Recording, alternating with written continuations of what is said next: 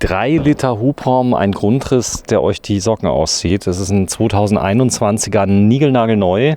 Darf man ja nicht mehr sagen, weil er steht ja länger wie 6 Monate hier, aber er ist quasi mit genau den gleichen Kilometern wie die 22er, nämlich wahrscheinlich so um die 30 Kilometer. Was haben die drauf? Nee, noch nicht mal. Der hat irgendwie 5 oder 10 Kilometer drauf. Der ist neu, der Wagen. Der ist nie benutzt worden. Ja. So, der ist genau. Ja, aber es ist halt ein 21er Modell. Da steckt eine Geschichte dahinter, muss man fairerweise sagen. Der war schon weg, Kaufvertrag war schon da und die Eigner, die ihn übernehmen wollten, konnten ihn leider nicht mehr nehmen. Das hat sehr tragische Gründe, wollen wir jetzt nicht näher darauf eingehen, aber er steht genau seit gestern wieder dem Markt zur Verfügung. Genau. Das ist jetzt klar, ihr seid euch da einig geworden, wie das Ganze kam. Es ist ein Grundriss, der so phänomenal ist, dass wir also wirklich drüber reden müssen. Es ist ein Understatement-Auto, ein richtiger Liner, aber nicht so hoch. Ganz genau, das ist ein S Plus 52, wie du schon gesagt hast, auf einem Iveco Daily, auf dem 50C Chassis, und das Fahrzeug hat halt eine sehr schöne Aufteilung innen drin. Er hat hinten im Heck das Queensbett drin und hat vorne den Endfall des Hubbettes. Also das ist ein richtig, ich sag mal, schöner 2-Mann-Liner, wenn man das so möchte. Das wäre meiner, kann ich sagen. Queensbett ist mein Ding. Absolut, also das Auto ist wirklich kurz, kompakt. Der ist von der Motorisierung, der fährt die Steyr Nordbahn, fährt dem 8. Gang hoch. Das Auto ist einfach sensationell. 3 Liter Motor mit drin, mit richtig Hubraum. Der hat ein Automatikgetriebe mit drin, Wandlerautomatik von ZF. Genau, 8 Gang Wandlerautomatik von ZF, hat eine Differentialsperre drin. Das Auto hat wirklich eine super tolle Ausstattung drin. Also das ist übrigens die Basismaschine, mit dem zum Beispiel Morelo Concorde versorgt wird in dem Bereich. Genau. Was hat der für eine Tonnage? Der hat jetzt 5,8 Tonnen zulässiges Gesamtgewicht, dieses Fahrzeug. Das heißt, wir reden über Führerscheinklasse Alter 3er beziehungsweise C1 oder C1E. Das Besondere hier an dem Fahrzeug ist das Doppelbodenkonzept. Der hat eine ALDE? Genau, der hat eine ALDE Warmwasserheizung drin, Doppelboden, also diesen Klimaspeicher Doppelboden, den wir halt in allen Fahrzeugen haben, können wir jetzt gleich mal alle aufmachen. Ein Riesenstauraum. Riesenstauraum, eine Heckgarage, die mit sensationellen 450 Kilo belastbar ist. Also da kann ich Motorroller und Fahrräder reinpacken. Der hat wirklich Zuladung ohne Ende. Also der hat eine Masse im fahrbereiten Zustand, so wie der jetzt hier steht, von 4,5 Tonnen, 5,8 haben wir zulässiges Gesamtgewicht. Gut, da fehlt es noch ein bisschen an Ausstattung, um den zu individualisieren für den Kunden. Aber wir kommen hier, ich sag mal, immer auf eine Zuladung von 1 Tonne. So, das Besondere ist, er war noch gar nicht zugelassen. Das heißt, er hat Mehrwertsteuer. Der Eigner wäre der Erste im Brief, korrekt? Du bist autorisierter Carthago-Händler, du bist der Größte Europas, der steht hier. Und du hast gesagt, wir müssen den zeigen, weil das ist ein Grundriss. Wer den mag, der nimmt ihn sofort. Das ist nicht jedermanns Grundriss, weil viele wollen ja Längsbetten hinten, wollen vorne noch ein Hubbett haben, aber wir gehen da gleich rein. Du bist da drin, du hast ein Raumgefühl da drin. Das kannst du mit dem Hubbett-Fahrzeug nicht vergleichen. Nein, also ich selber fahre auch Queensbett-Autos schon seit eh und je, und ich möchte auch ehrlich gesagt nichts anderes, aber es gibt eben auch ganz klar den Trend zu den Einzelbetten, klar mit 70%. Man kann vorne schlafen, muss man dazu sagen. Du kannst hier die Sitzgruppe auch zum Schlafen. Aber auch liegen, allein auf der Bank kannst du schon liegen. Ja, okay, du kannst doch bequem die Füße hoch machen und kannst da rumlümmeln, das geht. Jetzt, ich meine, ich weiß, du schläfst ja wirklich in allen Positionen, du könntest da auch schlafen. Ich jetzt weniger. Mach mal hin die Heckgarage auf. 450 Kilo Belastung, normalerweise selbst bei Morelo nur 250. Ja, das ist schon eine Nummer, 450 Kilo. Da kann man also wirklich nicht meckern. Hat hier also nochmal Staufächer drin, die man auch nochmal dementsprechend nutzen kann, beispielsweise für Zusatzakkus oder sonst irgendetwas.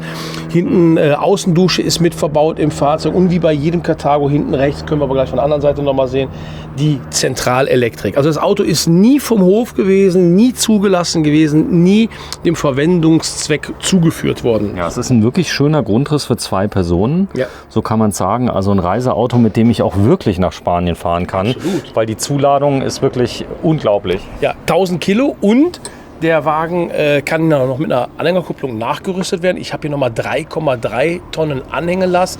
Das heißt, für diejenigen, die jetzt Wassersport lieben und ein Bötchen mitnehmen wollen oder im Wintersport ein Auto mitnehmen wollen oder vielleicht ein Pferd oder so, der kann auch richtig was ziehen. Ja, das ist auch ein Auto, da machst du nicht so sehr auf dicke Hose, weil es ist eher so ein bisschen Understatement. Trotzdem, der Mercedes-Stern fehlt. Es ist aber kein Fiat Ducato drunter, sondern ein richtiger kleiner LKW, ein Daily. So, wer sich auskennt, das ist wirklich ein Fahrzeug, mit dem zum Beispiel der Eismann fährt. Der Ja, kein Witz. Also da sind Kühlkofferaufbauten drauf. Das sind gewerbliche Autos, die dafür gebaut sind, Tag und Nacht zu fahren, oder? Ja, das ist tatsächlich so. Das sind Autos, die kommen ja eigentlich eher im kommerziellen Einsatzbereich zur Geltung.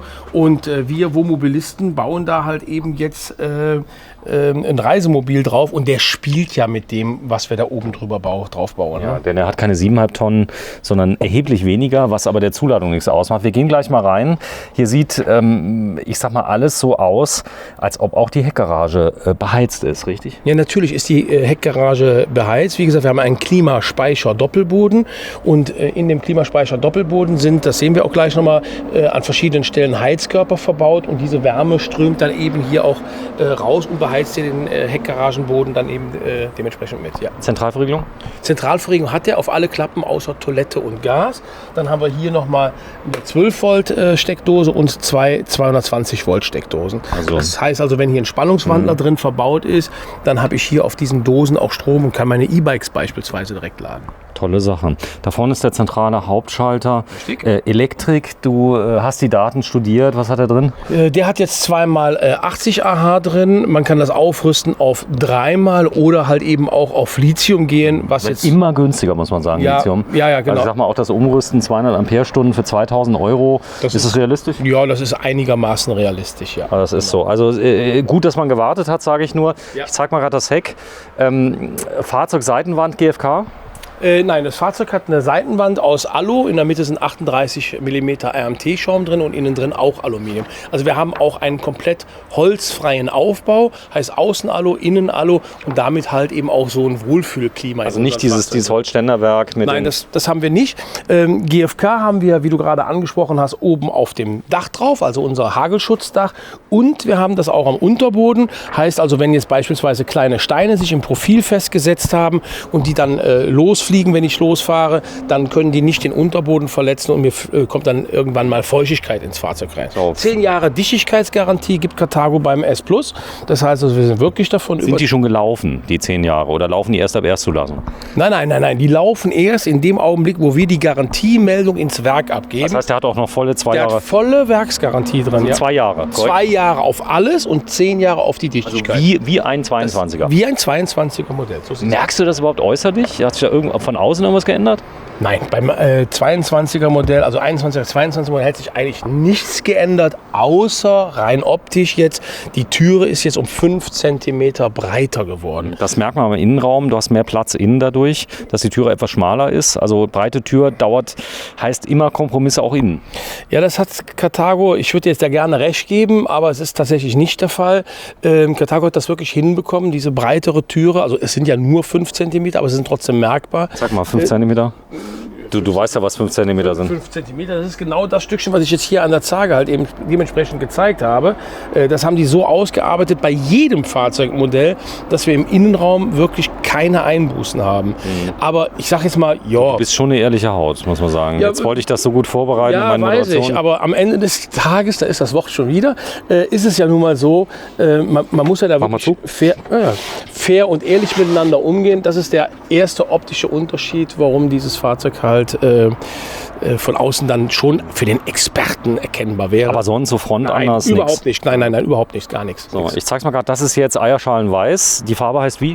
Elfenbein. Die heißt weiß, ja, Elfenbeinweiß, genau. Und genauso heißt ja eigentlich Carthago-Weiß sogar. Ja, gibt sogar ein Silber, aber man muss mal fairerweise sagen, und da ist was dran, das Silber mag vielleicht ein bisschen schicker sein, das Weiße heizt sich nicht so auf. Das ist so und es gibt viele Leute, die tatsächlich ganz speziell nach einem weißen E-Line oder S Plus suchen, weil ich finde, er sieht in Weiß, ehrlich gesagt, noch einen Tacken eleganter aus, als wie in dem Silber. Ist jetzt so mehr Liner, weil viele Liner sind ja auch weiß. Genau.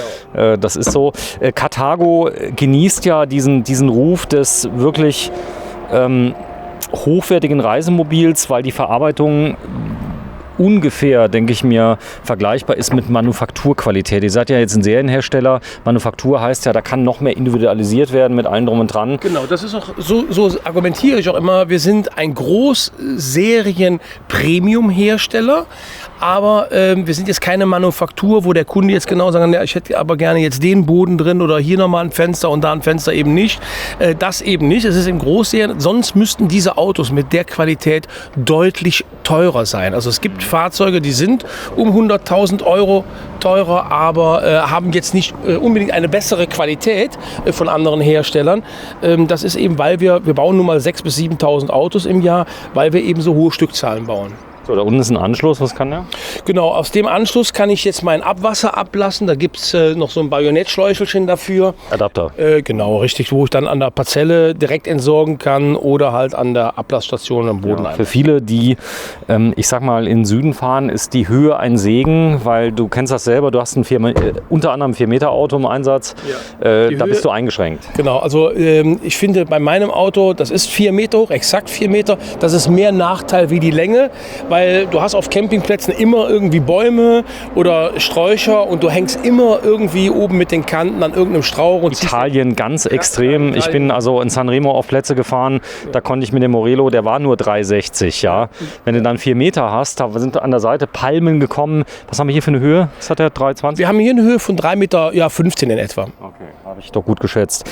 Ja, von vorne sehen die alle gleich aus, das ist ja das Schöne. Genau, wir haben hier den Voll-LED-Scheinwerfer drin, was eine Carthago-Eigenentwicklung ist. Also der hat wirklich ein Licht, wie die modernen PKWs das heutzutage haben. Und das Fahrzeug ist, also ich sage jetzt mal von der Ausstattung wirklich sehr, sehr ansprechend. Ne? So, wir gehen mal rein. Ja, gerne. Da vorne ist noch ein Einfach. Haben wir das schon aufgemacht, hier rechts von der Tür? Aufgemacht. Das würde ich dir noch gerne zeigen, bevor wir reingehen. Ja, hier haben wir halt Klimaspeicher Doppelboden und der hat auch direkt dieses Stauboxen-Konzept halt drin mit dem Auszug. Die Boxen kann ich dann eben bequem wegnehmen. Kannst du einen Grill drauf machen? Ich kann hier auch einen Grill drauf machen. Das haben wir tatsächlich schon für einige Kunden gemacht.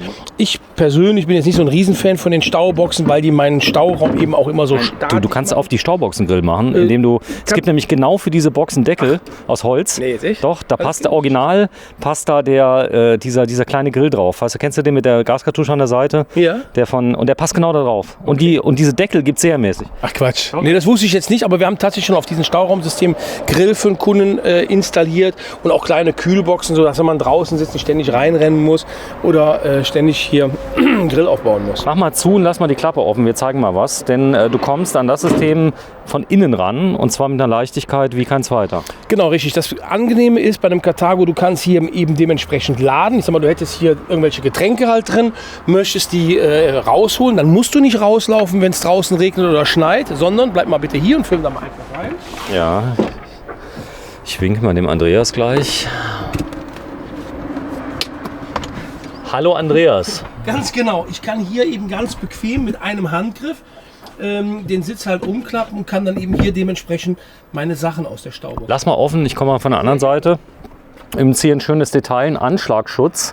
Damit die Tür nicht irgendwie kaputt geht, hat man hier ein Gummi verbaut direkt dran. Also sie haben wirklich an alles gedacht.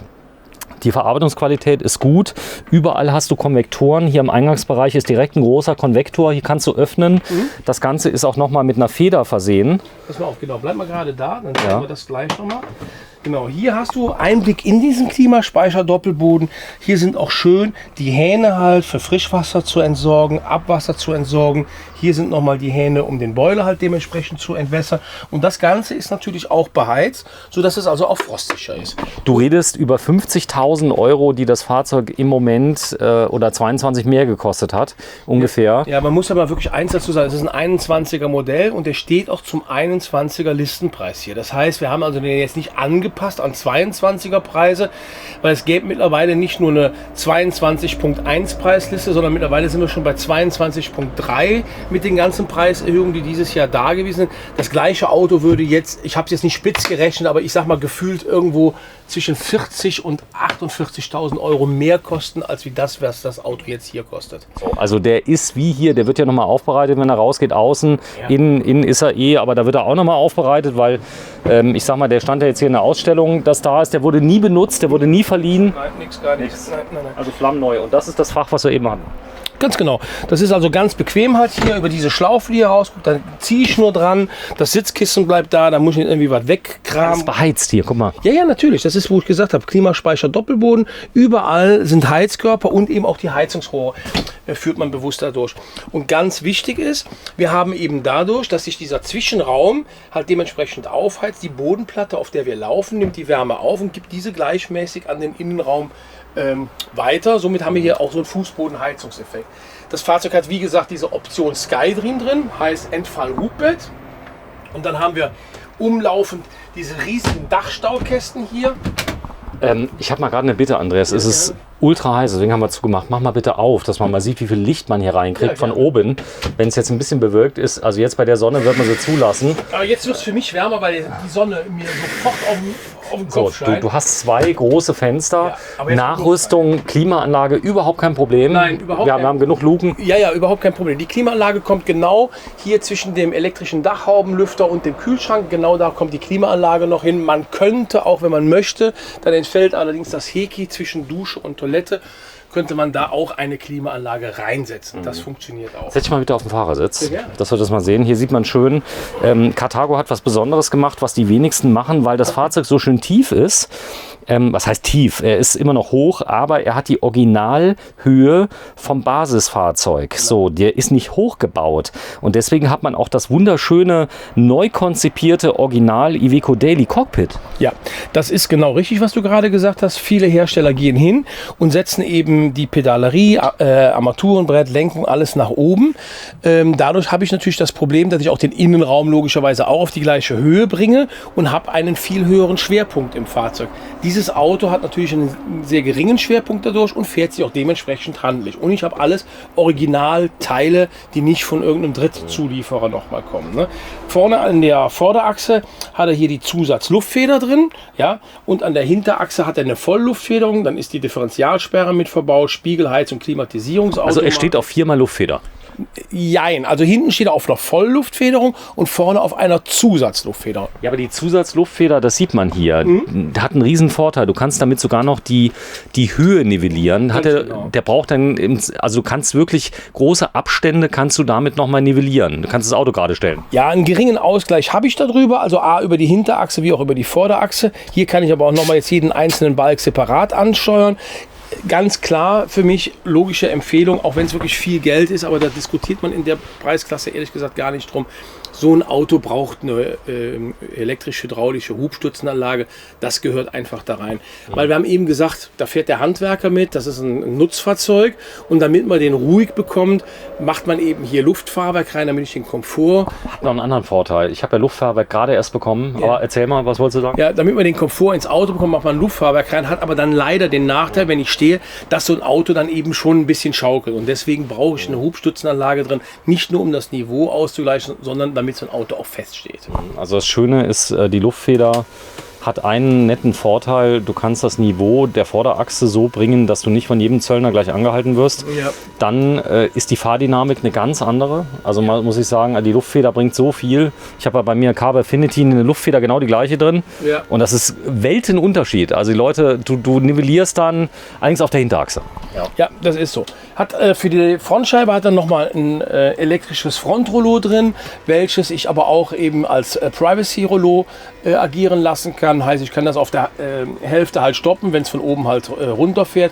So kann ich rausgucken, aber mir kann keiner auf den Popus gucken und jetzt kann ich es auch wieder hochfahren. Und ich kann das eben auch als Sonnenblende benutzen. Ja, ein bisschen gefettet. Ja, nee, man merkt es, weil die Sonne steht ja voll auf die Frontscheibe gerade und das schon seit 1,5-2 Stunden. Okay. Normalerweise macht das keine Geräusche. Lass ruhig mal unten, es ist so warm. Ja. Das Fahrzeug hat einige schöne Extras, wie zum Beispiel... jetzt weiß ich auch mit dem Lümmeln. Das heißt, du kannst diesen Sitz drehen und kannst dann deine Füße dort zum Beispiel aufs Polster legen. Das geht? Diesen Sitz kann ich drehen halt hier dementsprechend und kann dann, wenn der Sitz gedreht ist, halt hier, ich möchte jetzt die Füße nicht drauf tun, mit denen war ich gerade noch draußen, kann mich dann halt hier eben bequem hinsetzen und dann, im Grunde genommen meinen Fernsehsender halt mir anschauen. Ne? Den mal reinmachen. Ich kann den mal reinmachen, genau. So, und das ist so. Das gleiche kann ich übrigens jetzt auch. Ich zeige das mal nur angedeutet. Ich kann also hier einfach die Füße drauflegen, kann 32 Zoll. Man achte auf die Socken vom Sven. Die sind schrecklich. Naja, hat meine Frau mir geschenkt, stehe ich dazu. Ja. Außerdem ist mir das egal. Seit der Pandemie kann man sich anziehen, wenn man will. Das ist so, okay. Ja. Gut. Weil wir eben noch mal über das Armaturenbrett gesprochen haben, möchte ich das noch mal gerade mitnehmen. Hier vorne diese Gitter, das sind jetzt keine Lautsprecher oder so hinter verbaut, sondern da liegen auch Heizkörper dahinter. Das Armaturenbrett wird bei Carthago mitbeheizt, eben um eine Kältebrücke, die von der Frontscheibe her oder von der Front her droht, um die von vornherein auszuschalten. So, und da ist ein Navi mit drin von Pioneer, DAB Plus Radio mit Freisprechen Richtung allen drum und dran. Also es fährt sich wirklich wunderbar. Es hat eine Duo-Control mit eingebaut. Das ist vielleicht auch was ganz Wichtiges. Erklär mal. Genau, er hat eine Duo-Control drin. Das heißt, ich kann beide Gasflaschen anschließen im Fahrzeug und geöffnet lassen. Und er geht dann hin und schaltet automatisch um von der einen Flasche auf die nächste, wenn eine leer ist. Achtung, das ist kein Navigationsgerät. Das sieht so aus. Das gleiche Gerät als Navi wäre optisch auch für den Laien oder für jemanden, der sich nicht jeden Tag damit beschäftigt, auch nicht zu erkennen, außer dass hier jetzt ein silberfarbenes Knöpfchen wäre, wo jetzt ein schwarzes Knöpfchen ist. Daran erkennt man nur, dass ich kann mein Mobiltelefon anschließen, kann ein Garmin-Navi, was hier empfehlenswert ist, oder da willst du auch drauf hinaus? Ja, nein, darauf möchte ich nicht hinaus. Klar kann man hier ein anderes Navigationsgerät nachrüsten.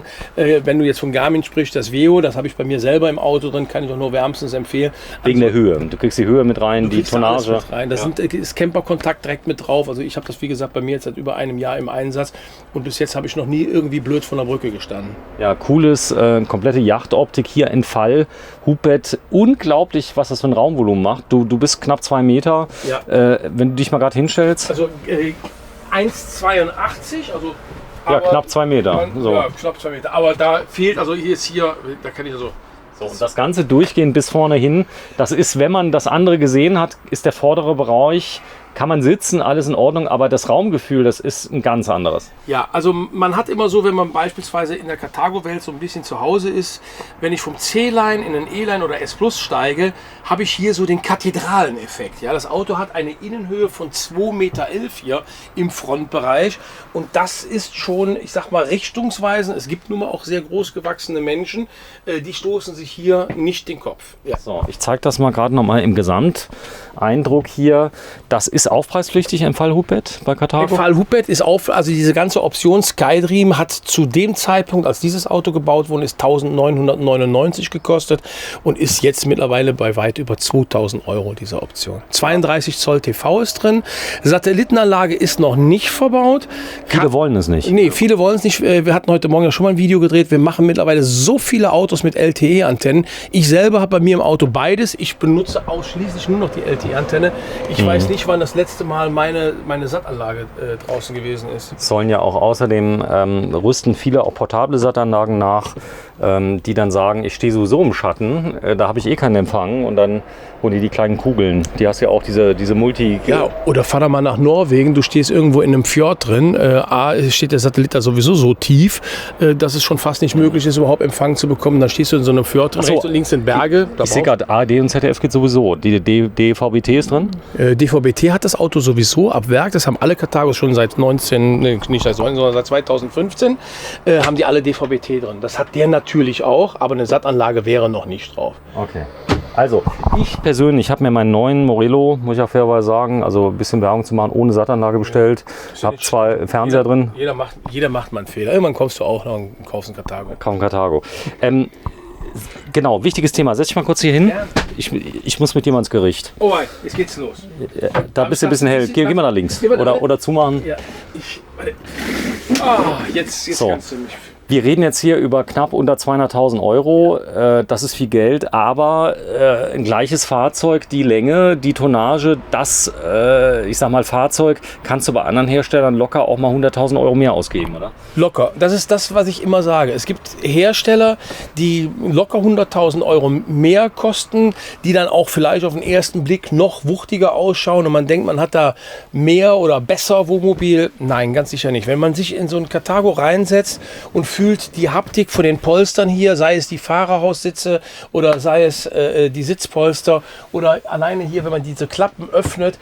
Ich habe hier vernünftige Metallscharniere drin und wenn ich die zumache, das Klangbild, das ist schon, da merkt man schon, da ist schon Wertigkeit angesagt. Also im Möbelbau, glaube ich, sind wir so Benchmark im Markt. Ja.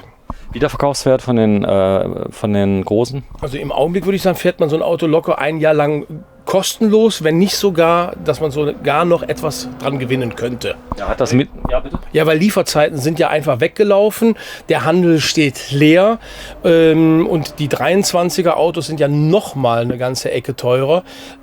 Von daher glaube ich, dass man dieses Auto ganz locker, also zumindest kostenlos fahren kann ein Jahr lang. Das ist wichtig. Also geht hier rein, ihr werdet also da keinen großen Unterschied feststellen zu den großen Linern. Es ist ganz klar, bei den großen bin ich noch höher. Das ist aber bei vielen gar nicht gewünscht. Zentralverriegelung hier? Ja, der hat Zentralverriegelung. Das heißt also, sobald ich den Motor starte, würde der genau das hier machen. Nämlich alles abschließen. Und jetzt sind hier alle Schubladen dementsprechend abgeschlossen. Und wenn ich den Motor ausmache, dann schließt er wieder alles auf. Ne? Ich habe also hier einen Besteckkasten drin, vernünftig eingearbeitet. Der hat auch eine Kaffeemaschine drin. Die sitzt hier. Ja, eine Kapselmaschine. Und wenn von Nespresso. Von Nespresso, genau. Und wenn ich jetzt hier den oberen Schrank öffne, pass mal auf. Zack. Dann habe ich hier nochmal schön meine Kapseln sortiert, meine Carthago-Tassen, so wie sich das gehört. Die passen ineinander, die Tassen? Ja, die passen auch ineinander. Wir haben die halt so hingestellt, dass sieht da mehr aus. So, das schiebst du einfach hoch, mach mal. Genau, schiebst du einfach hoch. Und dann, ohne Motor? Ja, natürlich, ohne Motor. Also selbst ist die Frau, der Mann. Zeig mir den Fernseher, der ist nämlich auch ohne Motor. Der Fernseher ist in dem, ich sag mal, kleinen S Plus ohne Motor. Der hat ja auch nur in Anführungszeichen 32 Zoll, was ich schon sensationell groß finde. Den kannst du einfach so runterklappen. Das kann nie kaputt gehen. Und wenn ich Fernsehen gucken möchte, ziehe ihn halt einfach hoch. Der ist dämpferunterstützt, das heißt, der läuft eigentlich relativ leicht. Ich kann den aber auch mit einem Handgriff hier anfassen, kann den rausziehen und kann den hier nochmal im Winkel verstellen, was aber beileibe nicht notwendig ist, weil der hat einen unheimlich guten Einblickwinkel. Aber geht. Das geht. So, das ist, wenn ich zum Beispiel beim Kochen was gucken will, dann geht das. So, haben wir gezeigt. Küche, wie viele Flammen hat das Ding? Der hat einen 3-Flammen-Kocher drin, diese Serie Gourmet, wo ich auch eben halt eine Piazza-Zünder drin habe, was alles an einer Einhandbedienung funktioniert. Ich brauche also keine 2 Hände für. Ich kann das ohne Probleme wegnehmen, wenn man was überkocht zum Saubermachen. Das geht hier alles ohne Probleme und auch relativ easy, wenn man sich dann konzentriert. Genau. Ja, für die Abdeckung hat es leider nicht mehr gelangt hier oben. Nee, das stimmt. Deswegen habe ich die hier hingehangen. Nein, Quatsch. Der hat natürlich eine Abdeckung für die Spüle. Die hat aber 2 Funktionen. Einmal zum deckt es die Spüle ab und zum anderen habe ich hier gleich ein Schneidebrett mit implementiert und kann das eben hier, gibt es so eine schöne Schiene, wo ich das einhängen kann. Dann ist es einfach aus der Füße und hat nochmal einen praktischen Nutzen. Ich kann da ein paar Tomaten drauflegen oder sonst irgendwas. Hier hast du Glas oben drauf, das kannst du prima reinigen und das ist eine Ablage. Genau, das ist quasi so eine Arbeitsplatzerweiterung. Zum einen hier und zum anderen kann ich hier eben, Moment, ich habe eben abgeschlossen, kann ich hier auch noch mal rausziehen. Das heißt, ich habe hier auch noch mal die Möglichkeit, ein bisschen was abzulegen.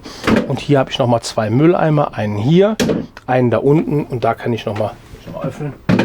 Ah ja. So, und der kann auch offen stehen bleiben, wenn ich wenn ich koche, dann habe ich das. Korrekt, okay, da kann ich noch ein paar Weinflaschen reinmachen, weil so Kochen macht ja mit Wein irgendwie viel mehr Spaß. Und dann sieht das nicht gleich jeder.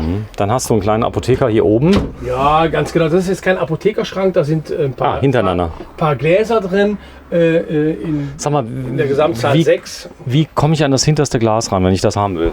Ja, genau. Das ist eine relativ schwierige Frage. Klug wäre gewesen, wenn man das hätte mit einem Auszug gemacht. Das ist leider nicht. Nein, es gibt ja eine Antwort. Nimm doch erst das vordere Glas. Ja, die Antwort wäre gewesen, ich muss mich von vorne nach hinten durchtrinken. Ja. Das wäre die richtige Antwort gewesen. Aber man könnte auch noch einen Auszug machen. Aber hier hast du ja besonders viele Klappermomente. Da versucht man das natürlich so maximal. Die sind schon relativ stramm hier drin. Ja, also die sitzen hier oben wirklich relativ stramm drin. Ja, jetzt noch ein Auszug. Das ist jetzt nicht das, was klappert. Also das muss man schon ganz klar sagen. Klappern die überhaupt viel? Ich sag mal so, ein Wohnmobil hat immer ein Eigenleben. Das ist so. Ja, es ist eine fahrende Eigentumswohnung im ständigen Erdbebengebiet. Da ist immer irgendwas, was klappert und quietscht. Meistens sind es die Sachen, die Leute selber einladen und ich sag mal echtes Geschirr reintun, was ich auch bei mir habe. Aber ich habe zwischen jedem Teller nochmal so einen Filzunterleger drin. Wenn ich das aufeinander lege, dann muss das einfach klappern. Aber ich sag mal, in einem Carthago habe ich schon maximale Ruhe. Andreas, hier ist er, der altbeliebte Tech Tower von Dometic. Running Gag, da kann ich ihn von beiden Seiten aufmachen. Sollen wir es nochmal zeigen? Ja, komm, wir zeigen es nochmal. Vor 2 Jahren waren die Leute jetzt alle total begeistert. Was, das geht? Das haben wir zu Hause noch nicht mal. Ja, den Dometic, den kannst du schön von beiden Seiten aus öffnen. Also hier mit dem Gefrierfach, wie auch mit dem Kühlschrank. Da ist natürlich auch von innen schön mit einer LED-Beleuchtung versehen. Und das ist die sogenannte Tech Tower Kombination. Im oberen Bereich habe ich einen Backofen, da kann ich schön die Brötchen hier rausholen, da reinmachen. Hier habe ich den von dir oftmals erfragten Apothekerauszug, wo ich nochmal Gewürz- oder Öl-Essigflaschen, was auch immer reinbringen kann. Auch der ist hier schön, ich sag mal, in der Rundung des Möbelbaus hier vorne implementiert. Ja. Die Jackenhalter, du hast eine richtige Garderobe. Ja, genau, du hast eine richtige Garderobe und wenn du die anfasst, die fühlen sich auch richtig wertig an. Das ist kein Plastik oder so, das ist Metall. Auch natürlich ist das kleine C, das Carthago-Brand ist da mit drin. Das ist natürlich auch beleuchtet. Wenn wir unsere Ambiente-Beleuchtung eingeschaltet hätten, könnten wir das jetzt sehen. Aber das mag deine Kamera ja nicht so. Und hier habe ich jetzt die nächste Stufe. Also wenn ich jetzt von dem Küchenbereich aus hier in den Nassbereich gehe, habe ich hier so eine Doppelfunktionstür. Das heißt, hier sitzt der Toilettenraum und ich kann diese Türe halt öffnen und schließe damit im Grunde genommen dann eine Separierung zwischen diesen beiden Räumen. Ich zeige mal die Oberschränke, dass wir das mal sehen. Ja. Du hast keine Abluft hier drin, weil du sagst, die meisten machen die nicht an, weil die unglaublich laut ist und du hast ja mehrere Fenster drüber. Ja, ich hätte jetzt 2 Sachen gesagt. Du, eins hast du aber schon genannt. Zum einen ich kenne keine Abzugshaube in einem Reisemobil, die nicht unheimlich laut ist, genau wie du es beschrieben hast. Und die haben im Grunde genommen kaum eine Wirkung. Was viel sinnvoller ist, ist tatsächlich hier dieser Ventilator, der hier verbaut ist. Und der geht. Der geht, genau. Der kann saugen und blasen. Der steht jetzt auf Saugen. Und wenn ich jetzt kochen würde, dann würde der mir hier alles absaugen, selbst in der leisesten Stufe. Den hören wir jetzt gar nicht laufen. Ich bin jetzt mal kurz ruhig. Du hörst da nichts von. Der geht sogar bei Regen, glaube ich, selbst zu. Nee, das macht er jetzt hier ehrlich gesagt nicht. Nee, das kann man aber nachrüsten.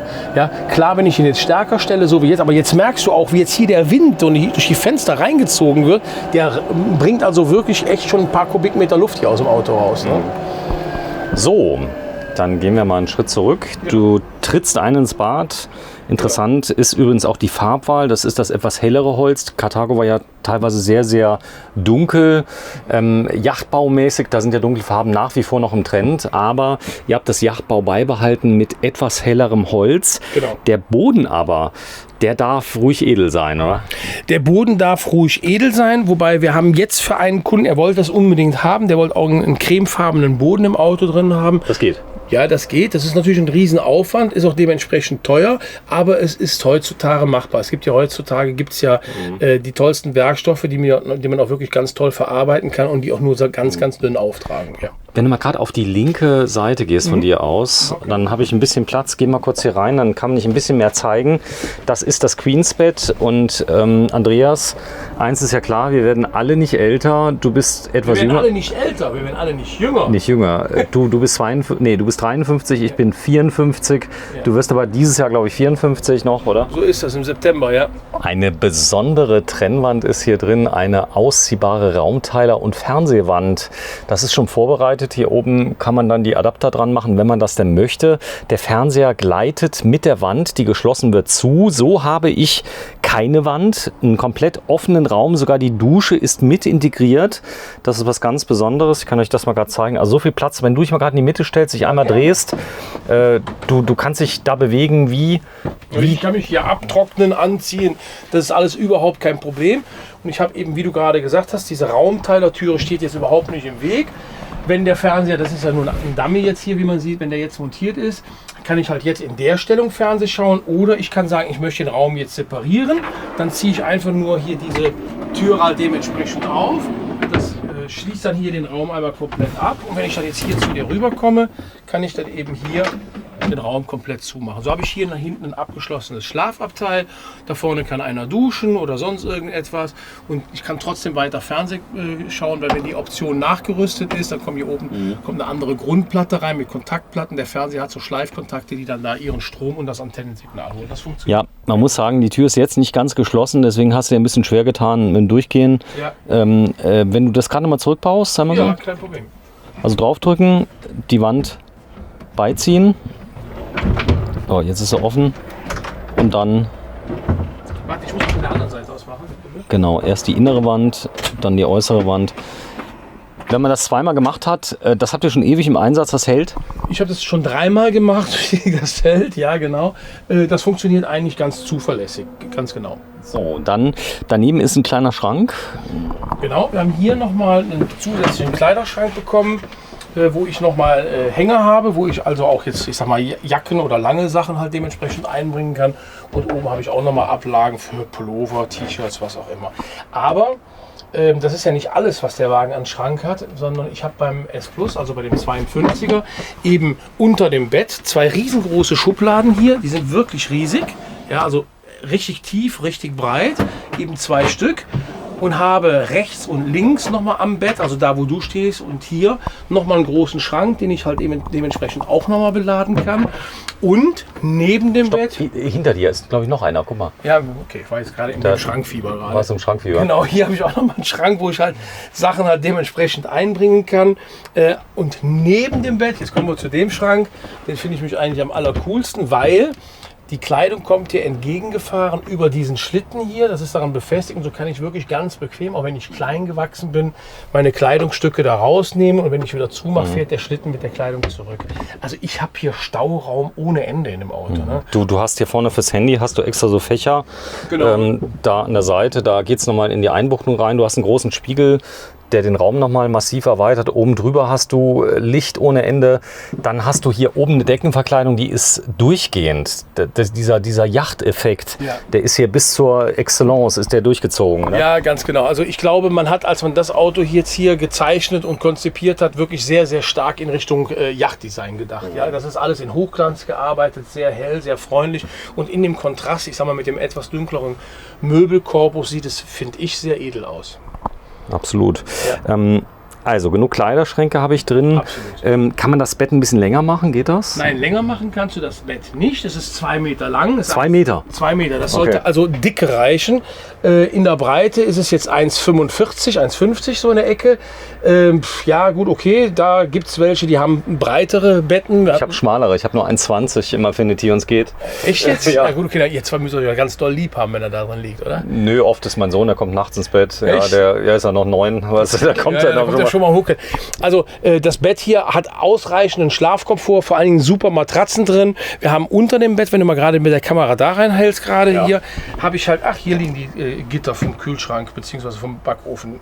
Die hat man optional sind die? Nee, die hat man da, nee, die sind nicht optional, die sind dabei. Die hat man hier reingelegt, dass der wahrscheinlich nicht rappelt, wenn man mit dem Auto fährt. Das ist, glaube ich, ganz wichtig, dass du ein Großsystem hast. Ganz genau. Du hast ein vernünftiges System halt hier drin, was sich also auch dem Körper anschmiegt. Du hast hier eine Bettheizung drin, also hier ist umlaufend ums Bett herum nochmal die Warmwasser-Aldeheizung verbaut. Und so habe ich eben auch, dass unter dem Bett halt dementsprechend gelüftet wird. Hier kommt trocken. Kommt keine Feuchtigkeit oder so und darunter zirkuliert auch dementsprechend die Luft. Ist das auf beiden Seiten die Heizung? Mal hoch. Das ist auf beiden Seiten, ja. Sag mal Gott. Oh ja, das heißt durchgehend von vorn bis hinten ist hier der Heizschlauch. Ganz genau. Und ich kann das Kopfteil, kann ich auch dementsprechend nochmal einzeln, also rechts wie links kann ich das anwinkeln zum Lesen oder so. Oder wenn einfach jemand jetzt eine etwas, ich sag mal mit dem Kopf nach oben liegende Position bevorzugt. Mhm.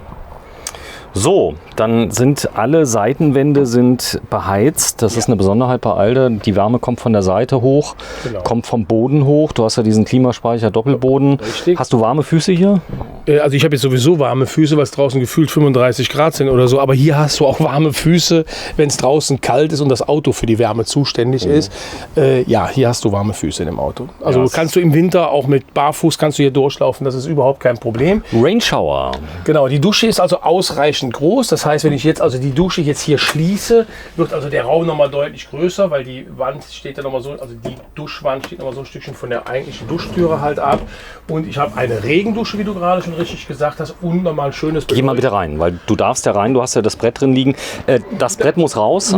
Nein, das kannst du immer drin lassen, das soll auch immer drin bleiben, das ist begehbar, verrottungsfrei etc.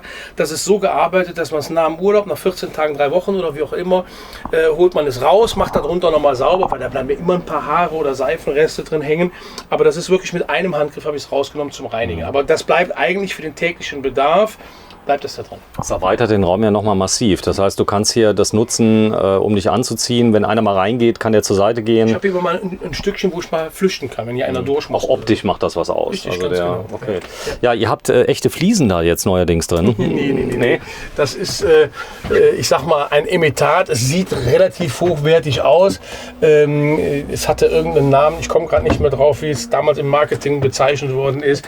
Es war auf jeden Fall ein abenteuerlicher Name für eine Fototapete. Papiertapete. Nee. Ja. Die ist wasserdicht. Oder? Ja, nee, das ist irgend so ein PVC-Zeugs halt, also das ist wasserbeständig. Okay, hält. Wir haben uns, glaube ich, noch nicht den Toilettenraum angeschaut. Ja. Wir haben ja hier, wie ich schon eben gesagt habe, diese Doppelfunktionstür. Das heißt, ich kann also hier den Mach Raum... mal langsam, dass man mal sieht, wie die Funktionalität ist. Das heißt, das schwingt raus. Ganz genau. Also ich habe hier erstmal eine ganz normale Türe mit einer vernünftigen Drückorganitur, die ich auch abschließen kann von beiden Seiten.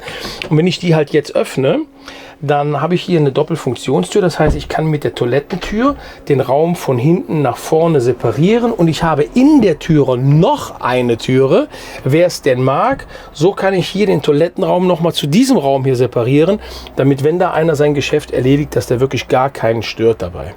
Auch gerade nachts, also wenn die Kinder... Genau, darum geht es eigentlich. Ja. Gut, dann setz dich mal bitte auf Genau, Toilette. das wollte ich gerade tun.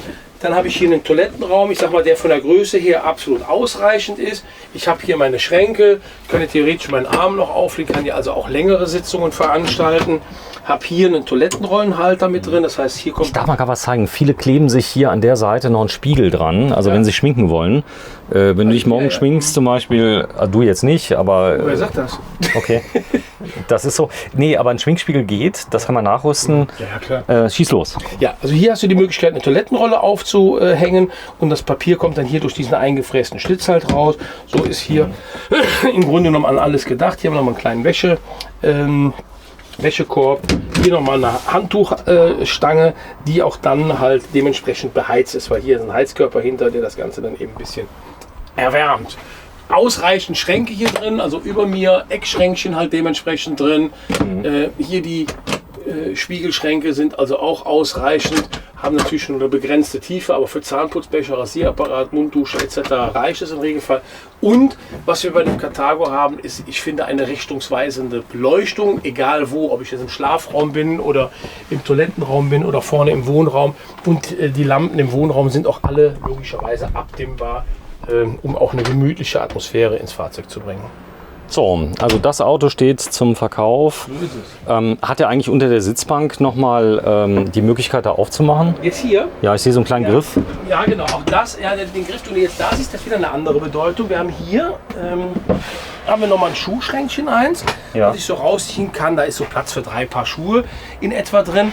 Aber was Karthago dann eben auch wieder hat, was uns wieder auszeichnet, ich habe jetzt hier ganz normal mein Sitzkissen und ohne, dass ich jetzt hier anfangen muss und muss hier irgendwie Polster wegkramen oder sonst irgendwas, kann ich das einfach hochklappen, kann mir hier wieder Dinge, genau wie an der einen Sitzbank, aus dem Klimaspeicher Doppelboden rausholen, klappt die Sitzbank runter und alles ist gut. Komme ich von außen dran, zum Beispiel So ist das, Getränke. Ne? Dann klappe ich das einfach nur jetzt hier wieder runter und das war's. Das wüsste ich jetzt nicht, dass man es bei anderen herstellen kann. So kann man auch schön die Gurtschlösser, es ist ja ein 4-Personen-Fahrzeug, nehme ich an. Das ist ein 4-Personen-Fahrzeug. Genau, mit der Zulassung, Gurtplätze. So. Ganz genau. Das heißt, ich kann also noch 2 Personen mitnehmen, die zum Beispiel im Zelt unterwegs sind. Die Enkelchen kann ich mitnehmen, die haben ihr eigenes Zeltchen dabei. Zum Beispiel. Das geht. Genau, was es noch gibt, sollte man vielleicht darauf hinweisen, es gibt hier noch eine Option, die hat dieses Fahrzeug jetzt leider nicht verbaut.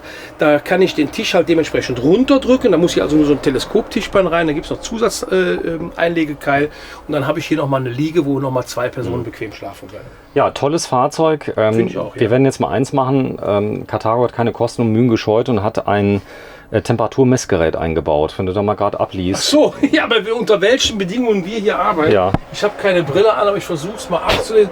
Ja, also es sind sensationelle 35 Grad hier drin. So, ich zeige das mal gerade. 35 Grad haben Das ist auch der Grund, warum wir eben einen Cut hatten. Meine Kamera wurde nämlich zu heiß. Ich musste die komplette Kamera tauschen. Ja. Ich habe ja immer 2 dabei. Oh, Uhrzeit stimmt sogar. Wie sieht es denn ganz aus, Hochdruck? Hochdruck, das ist etwas kleiner geschrieben. Ich glaube, es ist so knapp bei 760, wenn ich das so sehe. Ja. Gut. Uhr ist mit dabei. Das ist, glaube ich, auch etwas, was die Leute lieben. Das Yachtdesign wird durchgeführt. Du hast die Schränke oben drüber. Mach mal einen auf, bitte nochmal. Ja, also mit dem Yachtdesign, da gibt es solche und solche Stimmen, sage ich jetzt mal. Ich finde, es passt zu den Fahrzeugen. Auf der anderen Seite, glaube ich, würde auch jeder das Auto kaufen, wenn es nicht drin wäre und umgekehrt. Sie sind da und gut ist. schön gegenüber dem Liner, weil der halt etwas tiefer ist, ist Pass mal auf, guck mal hier, die... wie tief das ist. Damit man das mit der Kamera mal darstellen kann. Also das ist wirklich hier eine komplette Armlänge ist das. Der hat Stauraum jetzt gerade für 2 Personen. Das ist unglaublich. Und weil ein Iveco Daily drunter ist, durch den Heckantrieb hat der natürlich auch einen unheimlich kleinen Wendekreis, weil ich kann die Räder vorne viel stärker einschlagen, wie beim frontgetriebenen Fiat. Das sind wirklich, Kannst du auf der Stelle drehen? na, nicht ganz, ist ja kein Panzer, aber es ist schon ein extrem handliches Fahrzeug, trotz der Länge von knapp 8 Meter. Die Breite 2,35? Breite ist 2,27 Meter und die Gesamtlänge ist 8,25 Meter. Also sehr kompakt, muss man Finde sagen. ich auch, ja. Das ist der. Also die Aufbautür übrigens, da wollte ich eben drauf hinaus, kann man öffnen. Das geht bei den allermeisten nicht, bei den Linern. Nee. Da kann ich nämlich auch mal eine Tankstelle raus. Und hier sehe ich 194.657 Euro. Das ist doch Dieses Kilometerstand steht drauf. Was hat er? 0. 0. Ja? Ja, 0 wird er nicht haben, oder? Ja, 2, 5 oder 10, die haben also meistens gar nichts eigentlich. Gar nichts. Also das ist wirklich ein flammneues Auto. Den hast du auch nicht irgendwie aus Übersee nochmal bekommen, sondern du bist ja Carthago-Händler. Kein Flutopfer oder sonst irgendwas. So, ist ganz nur normales Auto. leider ein bisschen, ich sag mal, so ein trauriger Fall eigentlich. Die wären gerne noch gefahren. Ich glaube schon, ja. Ja, aber es ist halt jetzt mal so, der steht jetzt wieder im Markt und du wirst auch keinen Mehrpreis verlangen. 194.000 ist ja schon eine Stange Geld, aber du sagst, für Liner kann man erheblich mehr ausgeben, oder? Ja, also das gleiche Auto jetzt im Modelljahr 22, da sind wir ganz sicher bei 145.000 Euro. Nee, 200. Entschuldigung, habe ich versprochen. Ja, sorry. Ja, nee, natürlich. 240.000 Euro. Ja. Dann nehme ich doch den 22er. Genau, ich glaube, da gibt es viele Bestellungen. Nee, da ist wahrscheinlich die 35 Grad. So langsam fängt es an, dass es dünn im Kopf wird. Ja. Zeig mal oben, was ist da? Genau.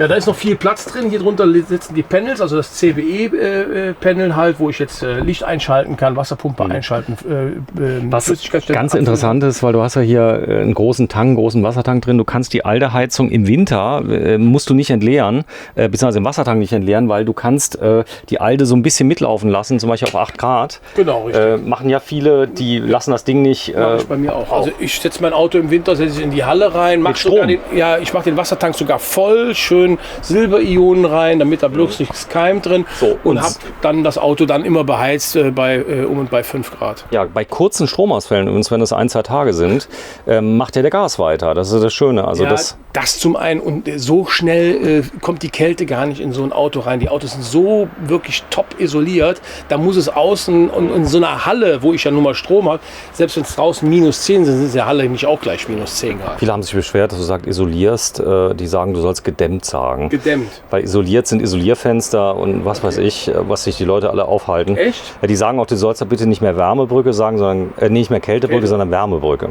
Okay, solche Kommentare Ja, ja, ganzen Tag. Ja, ich hab andere Probleme, deswegen beschäftige ich mich jetzt damit, ob das so oder so halt heißt. Ich glaube, man weiß, was ich rüberbringen will. Wenn du den jetzt verkaufst, der wievielte ist es, Der wievielte? den du verkauft hast in deinem Leben? Das weiß ich nicht. Ich glaube, das kann ich nicht mehr Mehr als 100? Ach ja, deutlich, ja klar. Ja. Mehr als 1000? Ich denke ja. Ja. Aber ich kann es dir wirklich nicht genau sagen. Aber Okay. irgendwo zwischen, weiß nicht. Ja, ist egal. Auf jeden Fall deutlich mehr als 1000, ja. So, sehr schön. Das ist wichtig. Das heißt, letzte Frage, ihr baut ja in Slowenien und in Deutschland. Der hier wird in Deutschland gebaut. Der wird in Aulendorf gebaut, genau, im schönen Allgäu. Und in Slowenien haben wir ja noch ein Werk. Da werden dann halt die kleineren Fahrzeuge und die Malibus gebaut. Und das kann man jetzt ruhig schon mal sagen, das ist ja offiziell.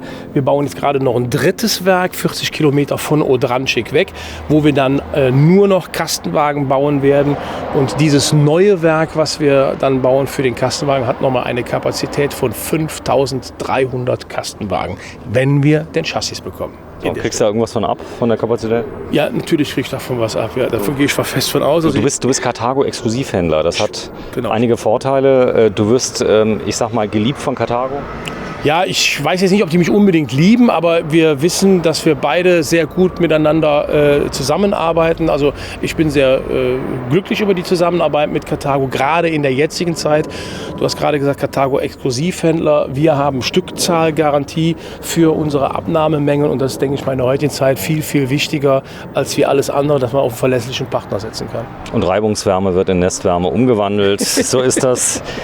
Andreas Marein, wir sind in Altenhofen. Wir drehen heute am, guck mal auf die Uhr, 18. Mai 2022. Das, naja, Schnäppchen sage ich nicht. Also das Luxus-Reisemobil Chic S Plus, mit dem man, glaube ich, ein richtig langen Fuß macht auf dem Platz, aber auch Leute, die, ich sag mal, ein bisschen weniger Understatement pflegen. Hier hast du wirklich ein Luxusreisemobil zum adäquaten Preis. Ich glaube, weil du hast gesagt, Schnäppchen nicht. Ich glaube, es ist eine Gelegenheit, weil das Auto ist ja jetzt eine ganze Zeit lang, ich sage mal, konserviert gewesen und kommt jetzt im Grunde genommen für den gleichen Preis wieder auf den Markt.